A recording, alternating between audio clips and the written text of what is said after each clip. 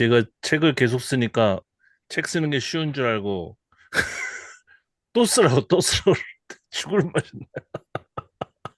책 쓰는 게 엄청 힘든데. 하여간 잘 계셨죠? 그 하정우 선생님은 좀 건강이 어떠십니까? 예?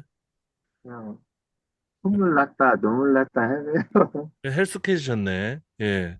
저도 그 에어컨을 켜놓고 그리고 자가지고 그때 독감이 걸렸더라고요. 몸살이. 예. 근데 저는 분명히 끄고 잤는데 와이프가 더울까 봐 해가지고 켜놓는 바람에 목 감기 걸렸어요. 우리 선교사님은 거기 감기 안 걸리죠, 주로. 뭐 잘 안 걸리죠. 그러니까 그 좋은 나라라니까 거기가. 저도 싱가포르에 있을 때 진짜 드물게 감기에 걸렸거든요, 거기. 근데 거기도 감기가 걸려요. 더운 나라도 그죠? 더운 맞아요. 나라도 예. 나중에 살다 보면 추워요, 또. 희한하더라고요. 그게 제가 싱가포르에 사는데 거기서 몸살 감기 걸렸다고 그러니까 거기 왜 감기 걸리니? 그래서 아니 감기는 그 춥고 덥고 그것 때문에 걸리는 게 아니라 바이러스 때문에 걸리는 건데 왜 안 걸리냐 막 그러고 친구하고 그런 얘기를 했던 기억이 납니다. 자, 어쨌든 그 써오신 거를 좀 일찍 올려주셔서 자세히 봤는데 뭐 깊이 있게 잘 보신 것 같아요. 이것도 짧은 성경이라고 하더라도 그 볼 게 좀 꽤 많거든요. 그래서 어쨌든 여러분들 말씀도 좀 듣고 싶고 그 읽으신 내용 그리고 질문 올리신 내용 그 취지도 좀 듣고 싶고 그렇습니다. 일단은 우리 김성환 선생님이 올려주신 내용을 보니까 이게 세로로 돼 있어가지고 이게 PPT에다가 집어넣으려고 하니까 이게 그 잘 안 보여요. 그래서 아, 그, 네. 네네네. 네, 아니에요. 그래서 좀 설명 좀 해주세요, 이거. 네, 이거에 대해서 좀 이게 잘 보일지 아, 모르겠는데. 네. 설명을 드릴 게, 설명을 드릴 만한 게 별로 없는데, 일단은 요거 네, 그 전체 구조를 갖다가 이렇게 그 뭐지? 뭐라고 하죠, 이거? 매핑 하신 거고 네네네. 그다음에 이건 잘 제가 봤고 여기서 보니까 그 연구 과제에서 바울 저작 가능성 이거에 대해서 네. 말씀하셨는데 이제 문체를 많이들 보시는 것 같더라고요. 문체. 음, 그러니까는 이건 바울이 잘 쓰는 문체다. 그 내용보다 그 문체가 좀 바울적이지 않다 해가지고 이런 사람들 얘기를 하신 것 같고 그다음에 부활에 대해서 굉장히 얘기할 게 많죠. 부활. 그 우리 하정원 선생님께서도 말씀하셨는데 데살로니가 전후서 비교하면서 부활에 대해서 참 이게 굉장히 중요한 부분이에요. 그래서 이 부활을 교리만 얘기할 게 아니라 이 데살로니가서하고 고린도서 15장 뭐 이런 걸 비교하면서 좀 얘기를 해야 되는데 잘 안 하죠 이게 교리에 문제가 있다는 것도 알려주고 그래야 되는데 안 하고 그 다음에 여기에 보니까 그 단어 중심으로 또 분석도 하셨어요. 이마심 22회 이거는 어떤 의미로 하신 겁니까? 이마심. 그, 나중에 봤는데, 우리, 하 선생님의 그 주석에 따르면, 우리가 이 정도라니까 우리 몇 년 하니까 이제 주석을 우리가 각자 쓰면 돼요. 네. 그 수준이 굉장히 높다니까. 그런데요. 그, 네. 뭐, 왕족이나, 뭐, 네. 아니면, 좀 지체 높은 사람들이 이제 방문하는, 이제 오는 것에 대해서 네. 한 건데, 네. 그냥 이거는 어코던스 그걸로 한번 흉내를 내고 싶어가지고, 예, 예. 그래서 이제 찾아보니까 한번 한 건데, 이런 구절들이 나왔다는 거죠. 그죠? 그렇죠, 그렇죠. 처음에 이마심은 그러니까 다 해보시니까 어떤 흐름이 있었습니까? 이마심이라는 이런 단어에 대해서는 어떤 쓰임으로 이렇게 변화가 있었습니까? 근데 주로 보면은 네. 마태복음에서는 딱 24장 저 때만 딱 쓰였고, 네. 어, 그리고 이제 다른 복음서에는 이제 등장하지 않고, 네. 그쵸. 희한하죠. 네, 네네네. 그다음에 그래서, 예. 네. 고린도서에 나오고 아까 말씀드린 15장에 그렇죠. 나오고 그다음에 네. 데살로니가 전후까지 데살로니가 나오고. 전서에서 네 번이나 등장하고. 예. 그 이게 이제 그 부활에 대해서 이 복음서가 별로 말하지 않는 거예요. 이 복음서에서 이 마태복음 24장 요게 이제 후대의 편집구라고 얘기하면은 굉장히 시간이 많이 지난 다음에 부활에 대해서 관심이 생기면서 이제 들어갔을 가능성이 있고 그다음에 이제 복음서 전반적으로는 또 부활을 딴 얘기를 하거든요. 부활에 대해서. 예수님의 부활이 또 달라요. 또 바울의 부활이 다르고 그래서 그런 것들 좀 잘 보신 것 같습니다. 예. 그리고 요한일서에 이제 한 구절 딱 나오고 이 한 구절 나오는 것도 의미가 있으면 자세히 보는데 뭐 계속 연구를 좀 하시면 좋을 것 같아요. 그리고 있음 뭐 그죠? present 존재함 그것에 대해서도 찾아보셨던데 여기 보면 예 여기 두 해 이건 어떻습니까? 있음은 두 해밖에 안 됐는데 어떤 거를 좀 파악하실 수 있었어요? 저는 모르니까 예 실제로 찾아보셨으니까는 그 질문하신 그거에 대한 연구는 못했어요. 이게 똑같은 그냥 단어 이렇게 조사만 했고. 똑같은 단어인데 두 가지의 의미로 이렇게 나누신 거죠, 그죠? 그렇죠. 22회의 의미와 그다음에 2회의 의미, 그죠? 예, 네. 요거를 좀 깊이 해보면 좋을 것 같습니다. 근데 역사적인 것도 한번 참고할 필요가 있어요. 지금 이게 이제 유대 전쟁, 1차 전쟁을 배경으로 한다고 일반적으로 생각하거든요. 그러면 이게 돌에 어떤 그 제왕 그다음에 총독, 그다음에 장군의 어떤 개선 장군의 어떤 도래 같은 것들을 이 사람들이 이제 굉장히 그 임팩트 있게 경험했을 가능성이 많거든요. 근데 그것을 전복한다고 하는데 뒤집어 가지고 이런 음, 그 제국적인 어떤 그런 그 절대자 위정자의 그런 도래 못지않게 예수님도 빰빰빰 음, 해가지고 오실 거다. 이런 얘기를 하려고 했던 것 같기도 하고. 그래서 이게 그 단어만으로 잘 안 되면은 물론 단어 하나하나도 역사적인 배경을 좀 생각하면 좋은데 그 실제 이게 어느 시점인지 그 처음에 뭉뚱그려서 할 때도 있지만 가능하면은 꼭 집어가지고 그게 틀릴 수도 있죠 당연히 근데 꼭 집어서 이게 주후 그냥 요 CE라고 해요 요즘에는 CE 네.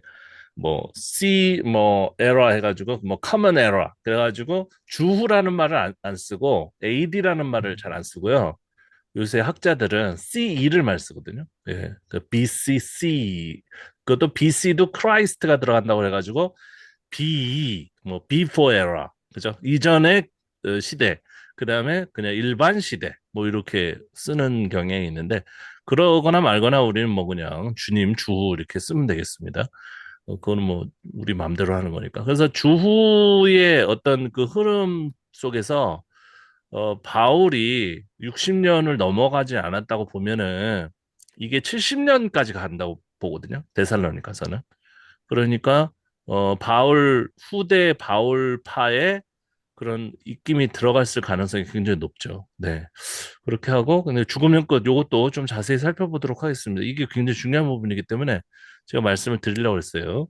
그다음 사도권은 후대에 들어갔을 가능성이 많다고 했는데 이것도 이제 세부적으로 구절을 봐야 됩니다.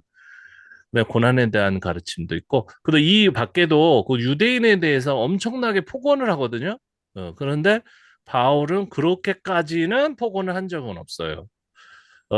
저번에 우리가 살펴본 것처럼 원래 유태인 그 기독교인들하고 같이 이렇게 잘 지내보려고 노력했었던 사람이기 때문에 그리고 자기도 이제 유대인의 피가 섞여 있잖아요. 일정 부분. 그러니까 좀 잘 적응하려고 노력하다가 어쩔 수 없어가지고 이방인의 사도라고 얘기한 거거든요. 그런데 이제 보겠습니다만은 이 데살로니가서를 보면은 그 바울의 목소리가 아니고 엄청나게 분노하면서 유태인들을 그냥 단정 지어가지고 예수님을 죽인 사람으로 이렇게 명명하거든요. 그러니까 문자주의자들이 엄청 위험한 게 뭐냐면 히틀러도 그 구절을 가지고 유태인이 예수님 죽였다고 하면서 유태인을 죽인 거예요. 그러니까 이 문자주의들이 잘못 나가면은 사람을 죽이는 데까지 가는 거예요, 이게요. 큰일 납니다. 잘못하면. 그래서 이거를 생각해가지고 해석을 해야 된다. 또 이렇게 뜨거워지면 안 된다. 열받으면. 자, 그다음에 오른쪽에 보면 이런 걸 잘 나눠 놓으신데 초기, 중기, 후기를 했을 때 지금 초기 뭐 디모데 보냄 뭐 안도 감사 이런 거. 그런데 이제 사도권하고 연결해서 사도권 자체가 후대에 붙은 거라고 보면 이런 그 바울이 뭐 권위를 가지고 얘기한 것도 전부 다 후대로 갈 수도 있습니다.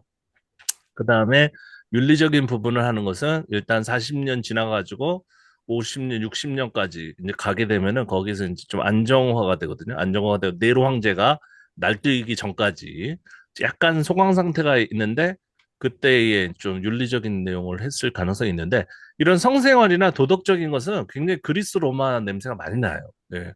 그래서 그 사람들이 그 사회에서 이제 같이 이렇게 더불어서 살아가면서 잠깐이지만 10년, 뭐 15년 그 안쪽이지만 살아가면서 그들이 사회적으로 이제 뭐 말로만이죠. 그리스 로마 사람들은 뭐 성이 문란한 부분도 있고 그랬지만은 사실은 그 사회적으로는 굉장히 그 도덕적인 그런 삶을 이제 살아야 된다고 얘기를 많이 했거든요. 우리도 그렇잖아요. 우리 한국 사람도 굉장히 그 뭐 아저씨한테 물으면 어떻게 살아야 돼? 그러면 뭐 가정을 중시하고 뭐 아내를 사랑하고 이러지만 뒤로는 뭐 이상한 짓 막 많이 하고 막 그죠? 바람도 피우고 그런 것처럼 그리스 로마가 뭐 문란한 그 사회인데 무슨 교회에 어떤 영향을 미쳤겠느냐 그러지만은 사실은 그 사람들이 그 굉장히 정상이라고 생각하는 일반 수준이 높다고 생각하는 사람들의 그런 가치관 같은 것들은 윤리관 같은 것들은 이 성경에 그대로 다 녹아져 들어왔다. 그렇게 보시면은 될 것 같습니다. 특별히 뭐 성도간 사랑하자. 그리고 뭐 서로 존대하자. 이런 것들은 다 원래 사실은 그 그리스 로마의 그 도덕 개념하고 똑같다고 보시면 되겠습니다. 그리고 이제 뭐 이거 잘 나누신 것 같아요. 이것도 시대적으로 이렇게 이런 시도를 해보는 거 굉장히 중요하고요. 그런데 이제 부활에 대해서는 약간은 뭐 사도권에 대해서는 뭐 초기다 후기다 말이 많지만은 부활 개념은 좀 초기 걸로 봅니다. 초기로. 왜냐하면은 이 데살로니가 전서에 언급되는 그 부활 개념이 조금 미성숙해 있어요.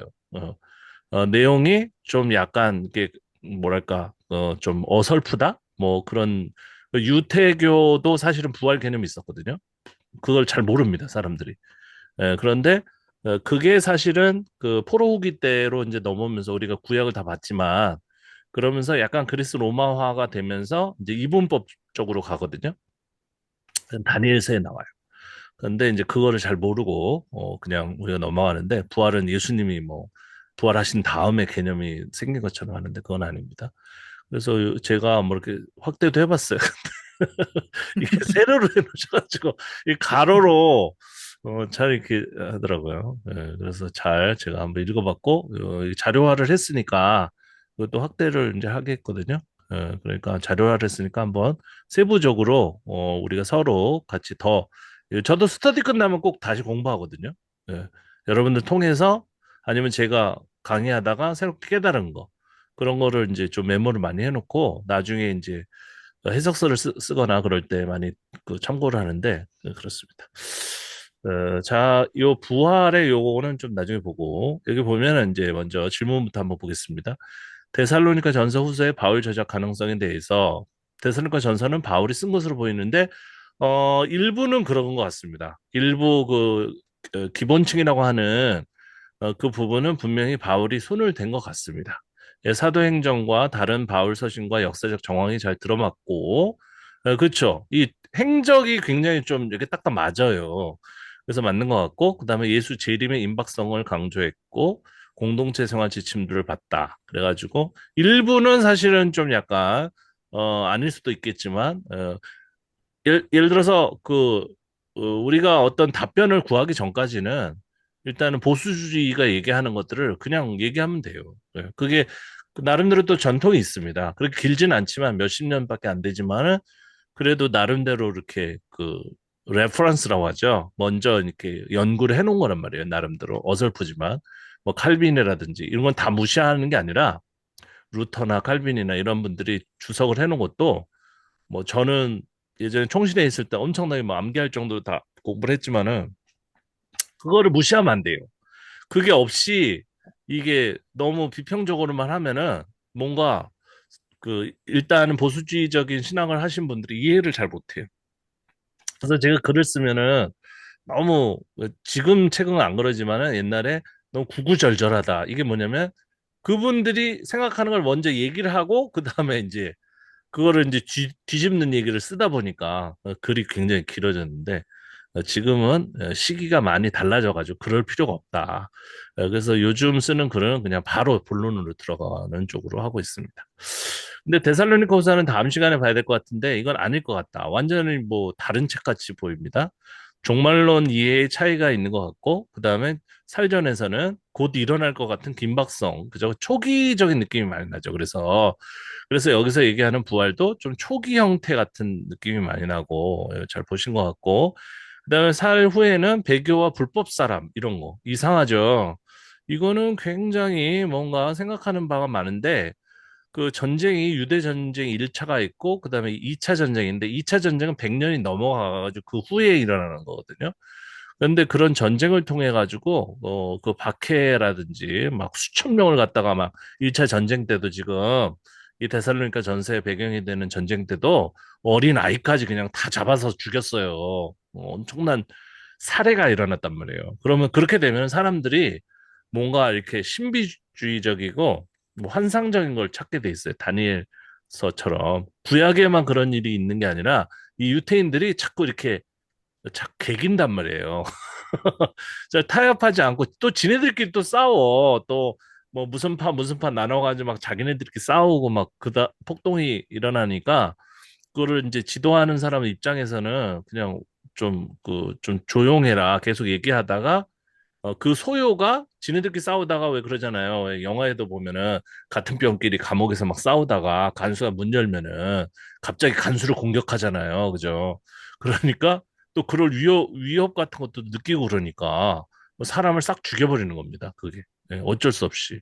그러니까 이 제국이라는 거는 페르시아 때도 그랬지만은 이 사람들이 말을 들을 때만 일정한 자유를 주는 거예요. 중국도 그래요. 중국도 우리가 중국 사람이다, 뭐 티베트도 그렇고 내몽고도 그렇고 중국이라는 그 중앙 정권의 위신을 인정해 줄 때만 자유를 허락하는 거지. 그렇지 않고 우리는 독립할 거야. 이러면 완전히 그냥 초전 박살을 내는 게 제국이거든요. 제국은 안 무서운 겁니다. 제국이 원래. 그래서 엄청나게 많은 사람이 죽었는데 그런 그 박해의 개념을 이제 배경으로 해가지고 이런 뭐 각종 그죠? 예, 뭐 적그리스도라든지 이런 개념들이 나타나게 마련이고 그리고 그렇게 사람들을 많이 죽이는 그런 황제라든지 네로 이후에 뭐 지금 네로 7대, 8대 뭐 도미티안 11대인가요? 어쨌든 계속 이렇게 박해라는 이런 인간들을 그냥 악마로 볼 수밖에 없는 거죠. 악마. 그죠? 그런 악마가 나타나면 이제 당연히 빨리 예수님이 재림하셔가지고 그들을 초토화시키고 우리를 구원해 주실 것이다. 그걸 간절하게 바랄 수밖에 없습니다. 우리 그 민중신학도 보면은 박정희 때나 그 전두환 때 이런 그 재림 사상이라든지 이런 것들이 많이 나타나거든. 그래. 예수님 빨리 오셔가지고 그냥 뭐 다 죽여버렸으면 좋겠다. 악마를 이런 것들을 바라게 되는 건데 어쨌든 바울의 초기에 비해 시간이 지난 후에 교회의 상황을 반영한 것 같다. 그런데 사실은 이 배교와 불법의 사람 이제 다음 시간에 자세히 봐야 되겠지만 이게 초기적인 건가, 뭐 후기적인 건가 잘 봐야 돼요.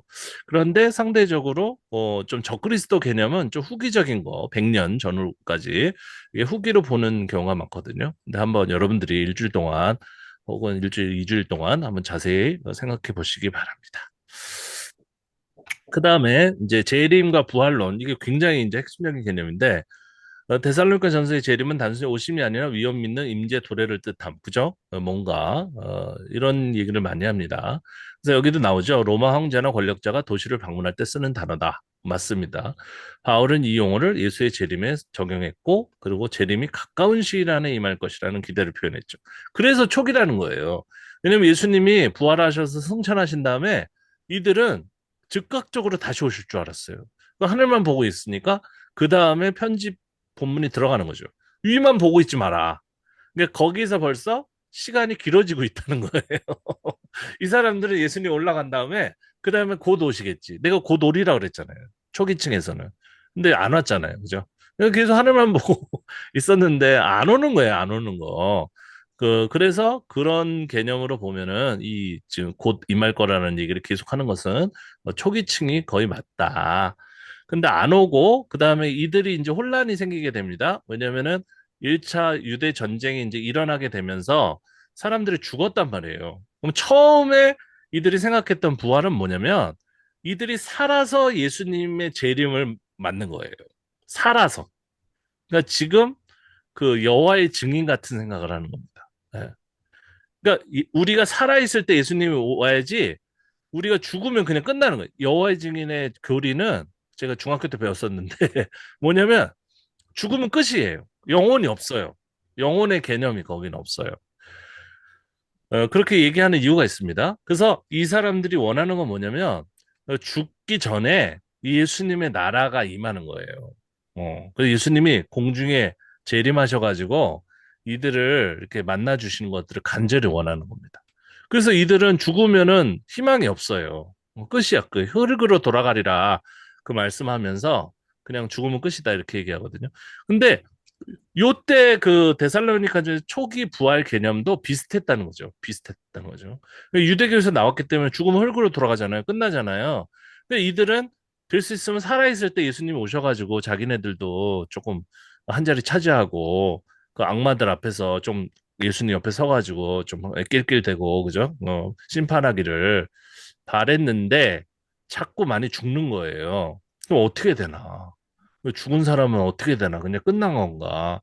그래서 우리는 살아있으니까 아직 희망이 있고 죽은 사람은 그냥 흙으로 돌아간 건가? 이렇게 혼란스러웠단 말이에요. 그래서 이 데살로니가 전서 어떤 개념이 나오냐면 예수님 오시면은 그 뭐예요? 어 뭐야 에스겔 환상처럼 그죠? 예언자들의 환상처럼 땅에 묻히고 죽은 사람들도 다 그게 맞춰져 가지고 다시 먼저 일어나고 그들이 먼저 예수님을 만나고 그 다음에 살아있는 사람도 예수님을 만나게 될 것이다. 요런 식으로 말을 이제 하는 거거든요. 네, 그런 거. 그러니까 그게 그럼 나는 사실로 믿지 않느냐? 그게 아니고, 그게 원래 없었단 말이에요. 그런 말이. 예, 그래서 그렇게 일어나서 흙먼지를 이제 하고 무덤에서 일어나가지고 예수님을 만난다는 개념이 40년 이후에 생긴 그 제기된 내용이라는 건가 확실하다는 거죠. 예. 그래서 원래는 있잖아요. 이게 그 개념이 없었어요. 그러니까 중요하지 않았기 때문에 부활까지 뭐 어떻게 됐는가는 예수님 빨리 오시니까 다 끝나버릴 거라고 생각했기 때문에 그 고민을 안 했는데 이게 시간이 길어지면서 이제 이거를 정리해야 될 필요가 생긴 것입니다. 자, 그래서 여기 잘 써놓으셨는데 공동체에서 이미 죽은 신자들이 재림 때 구원에서 제외되는가? 이제 끝났나? 이 사람들은 불안이 생기는 거죠. 그래서 바울이 이제 사회전 여기서 죽은 자들도 소망이 있다. 그러니까 걱정하지 마라. 그러면서 위로의 차원에서 이런 신앙을 만들어낸 겁니다. 그래서 죽었다가도 예수님도 살아났지 않냐. 그죠? 예, 그래서 다시 이렇게 해서. 근데 여기도 이제 그 전생에 보면 얘기들이 많아요. 그러니까 예수님은 그 몸이 있었지 않냐. 몸이 있어가지고 동굴에다 갖다 놨는데, 그래가지고 살아났는데, 우리 박해받는 사람은 뭐 그냥 다 그냥 걸레가 되는 거거든요. 경기장에다 집어넣고 막 뜯어먹게 하고 막 해체시켜버리고 뭐 이러잖아요. 그래도 되나? 그러면 다 맞춰진다. 어쨌든 간에 그렇게 위로를 하는 겁니다. 그래서 기본적으로는 일어난다는 얘기가 뭐냐면 이제 그 몸이 있어요. 그 시체가 있는데 그 시체가 묻혀 있다가 일어난다는 개념이 이제 처음에 있었던 것이고 그다음에 살아있는 자들은 그들과 함께 공중에서 주를 영접한다. 그러면서 조금씩 이게 육체적인 부활에서 영적인 부활로 자꾸 이렇게 붕 뜨게 되는 겁니다. 그리스 로마의 어떤 그런 신격화되는 인간도 신이 되거든요. 그리스 로마 신화 보시면 아시겠지만 신도 인간이 되고 인간도 신이 돼요. 그 경계가 별로 그렇게 엄격하지가 않아요. 그래서 이 부활한 사람들이 공중에서 신적인 그 몸이 돼가지고 예수님을 영접한다고 했죠.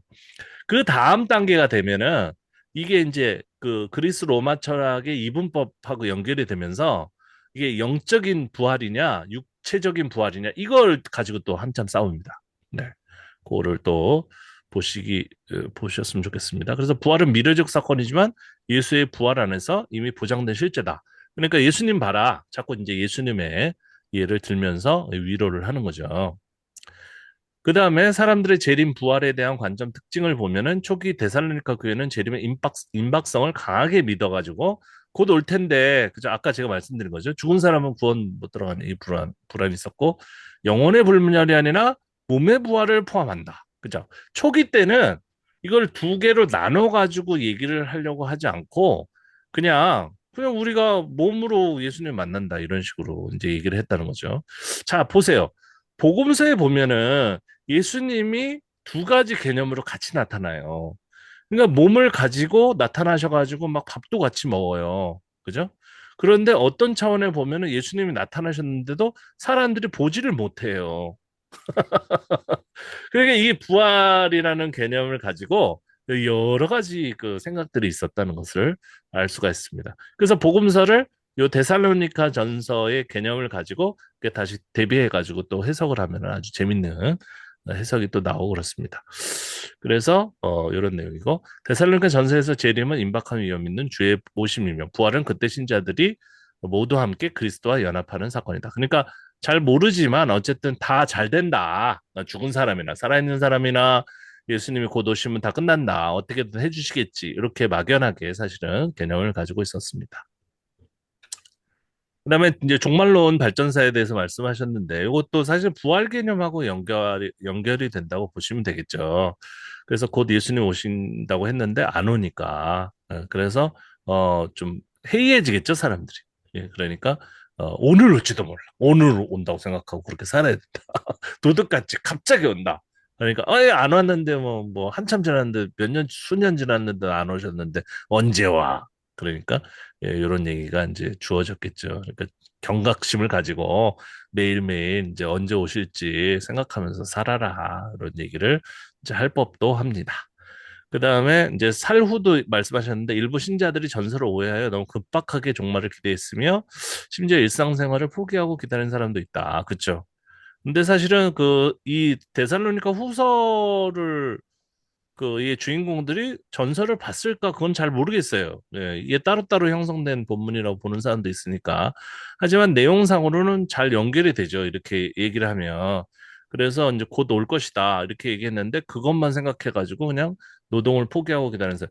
그러니까 이게 데살로니가 후서만의 얘기가 아니라 사실은 초기 기독교인들은 다 그렇게 생각했어요. 예수님 곧 오는데 뭐 공부는 해서 뭐해. 그다음 뭐 일은 해서 뭐해. 그냥 계속 그 하늘만 보고 기다리는 거죠. 그죠? 예. 위의 것을 찾으라. 뭐 이러니까 계속.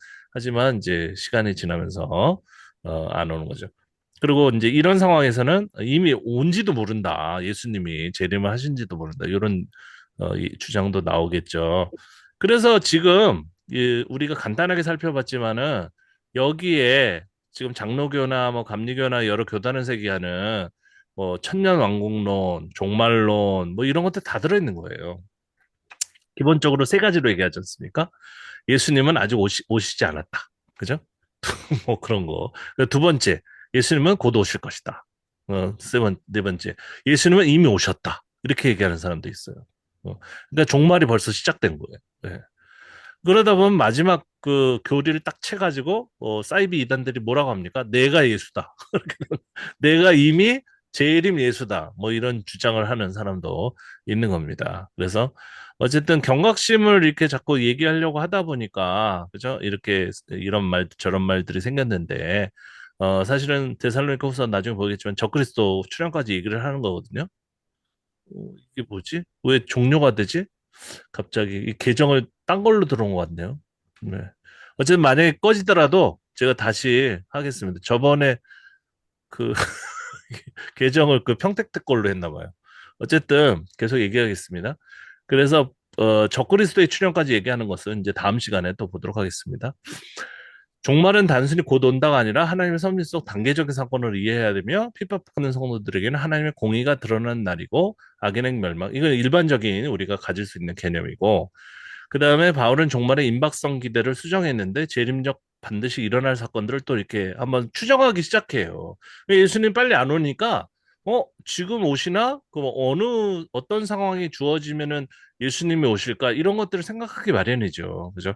근데 여기서 제일 중요한 것은 뭐냐면은 위로의 차원에서 이 여러 가지 다양한 종말론이나 부활 개념이 나타났다는 것 이제 한 가지 하고 그다음에 이제 제가 주장하는 것은 성경 전반적으로 보면 부활이든지 종말이든지 일상의 연장선상에서 생각해야지 되는 것이지 그것을 세대주의적으로 어떤 한 시점 전후로 나눠 가지고 생각하면은 그거는 성경을 잘못 읽은 것이다. 그 한 점만 잘 생각하시고 여러분들이 성경을 이렇게 묵상하시면은 좋을 것 같습니다. 그러니까 어떤 시점을 나누어 가지고 얘기하게 되면은 답도 안 나오고 왜냐하면 너무 복잡한 얘기들이 한꺼번에 주어졌기 때문에 그 초기, 중기, 후기 또 다른 얘기를 하고 있고 그래서 이제 혼동스럽다 이렇게 좀 정리를 하시면 될 것 같습니다. 그래서 다시 여러분들 이제 해주신 거 보면은 이 부활 이슈의 구체적 맥락이 이제 4장 13절부터 18절까지 나오거든요. 이거. 그래서 살아서 재림을 맞이해야 되는데 죽은 사람은 이게 아까 여러분들이 다 말씀하신 건데 이런 맥락이 굉장히 초기적인 겁니다. 초기적인 거. 네. 여기 내용들을 보시면 예수님의 어떤 예를 든다든지 14절에 그다음에 주의 강림하실 때까지 우리가 살아남아 있는다. 뭐 이런 얘기를 한다든지 그다음에 17절에 우리 살아남은 자들도 함께 구름 속으로 끌어올려 그러면서 죽은 자가 그렇게는 많지 않지만 살아남은 사람들을 중심으로 부활이 이루어지고 종말이 이루어진다고 얘기하고 있기 때문에 이거는 수천 번을 읽어도 이거는 초기층에서 나오는 본문이다. 이렇게 정리를 해 놓으시면 되겠어요. 그래서 그 개인적으로 성경 공부하는 거기에는 이게 이제 초기층이라고 이렇게 정리를 제가 메모를 해놨습니다.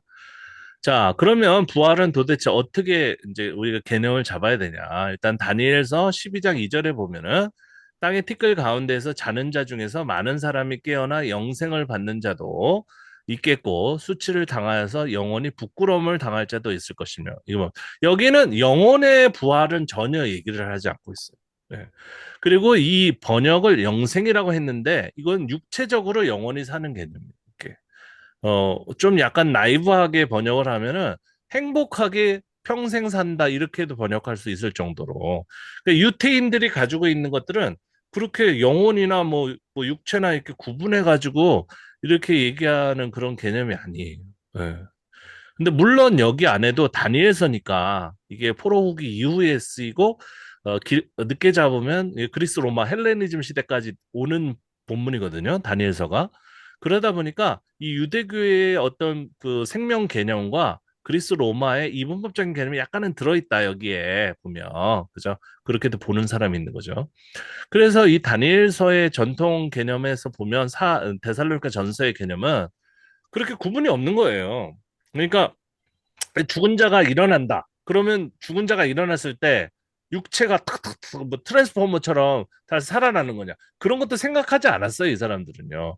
어쨌든 어떤 형식이든지 잘 모르지만 그 사람들이 살아난다고 하니까 생명이 유지가 되고 그다음에 우리 살아있는 사람도 그냥 같이 이렇게 그 정도까지. 거기까지. 근데 이게 안 돼 있는데 완전하게 정리가 안 돼 있는데 이거를 또 설명하려고 그러면은 또 이상한 소리를 하게 되는 겁니다. 그런데 고린도전서 15장 우리가 영적으로 충만한 우리 성경이 은사 충만, 영적으로 충만한 고린도전서 15장에 보면은 여기는 부활은 영적인 몸으로 변형되는 거예요. 이거는 완전히 그리스 로마적인 겁니다. 이게. 예.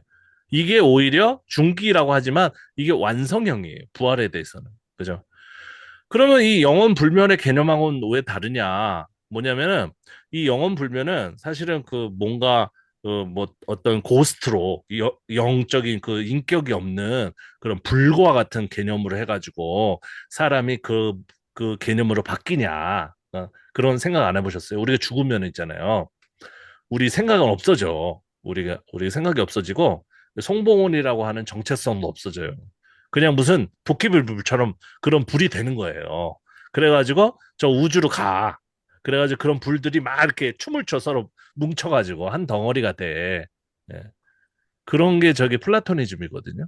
예. 이데아로 가가지고 거기에 이제 그 안에 다시 흡수가 돼.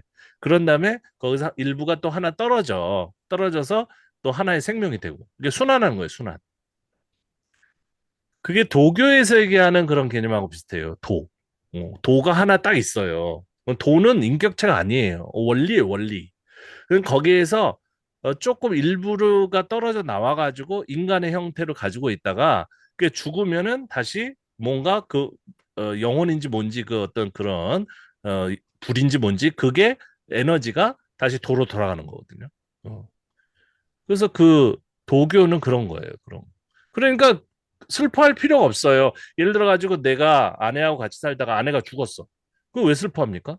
도교 노장사상 도교에서는 슬퍼할 필요가 없어요. 왜냐면 어차피 이 사람은 나 아내로서 내가 살아있을 때만 아내지 죽으면 아내가 아니에요. 응? 그러니까 이게 혼인지 불인지 이게 영원히 살아요. 그러나 그 개체로서 형태는 없어지는 거죠. 이렇게. 근데 고린도전서 15장의 특징은 뭐냐면 그거와는 좀 차별성을 가졌어요. 왜 그러냐면 부활에 대한 초기 개념이 인격을 고스란히 유지한 상태로 예수님을 만나는 개념이었기 때문에 그리스 로마나 이런 어떤 주변의 사상의 영향을 받았지만 이 불로서 그냥 뭐 아무런 어떤 그 인격도 없는 존재로서 변하는 게 아니라 이 사람 송봉헌이라는 이 개념은 그대로 있어야 된다는 거예요, 이게. 예. 그래서 영혼 불면 그게 그 영혼의 불로 영혼이 산다는 개념하고 다르다는 겁니다. 그런 뜻이고 그런데 여기서 잘 우리가 이거를 이해를 하면은 이 송봉헌이 그대로 살아있는 거잖아요. 그죠? 그러면서 그 예수님의 부활의 그 모델하고도 연관이 되는데 사람도 원래 생전에 알던 그 사람들을 인지를 해요. 인지를. 인지를 하고 심지어는 예수님 같은 경우에는 밥도 먹어요. 밥도. 그죠? 이렇게. 그러니까 부활체가 고린도전서 전반적으로는 너무 이제 신비주의적으로 좀 우리가 배울 점은 없지만 여기서는 그 전승이 있기 때문에 전승을 좀 약간 존중하는 개념에서 이런 일반적 영혼의 불 같은 그런 불멸 사상과는 다른 하나의 어떤 부활 개념으로 나갔다 이런 겁니다. 근데 그 다음에 이제 후대의 개념에 있어서는 제가 말씀드린 부활이든지 생명이든지 구분하지 않는 거예요. 그게 유대교의 전승을 받아들이면서 그러면 기독교의 사상 중에서 좀 불건전한 개념을 다 제외하면은 그것만 남습니다. 그것만 남는 거예요. 예. 그러니까 두려워할 필요가 없어요. 우리는 죽는 게 이 삶을 그냥 연장해 가는 거예요. 예. 장소만 바뀌는 겁니다. 예. 두려워할 필요 없어. 예수님이 오든 안 오든 그것도 상관이 없어요. 이게 성서적으로 딱 보면 하나님이 우리를 그렇게 만들어 놨어요. 우리를 영원히 살게 만들어 놨어. 예. 그런데 이 육체가 더럽다 그것도 아니에요. 그 육체 영혼을 더러우니까 그걸 싹 벗어버리고 그 다음에 뭐 영적인 어떤 그게 된다 그것도 아니에요. 자 지금 끄라고 하는데 갑자기 죄송합니다. 다시 제가 또 계정 부활해서 만나기로. 일단은 잠깐 껐다가 좀 이어가도록 하겠습니다. 제가 이게 무지해가지고 계정을 네 죄송합니다. 잠시만요.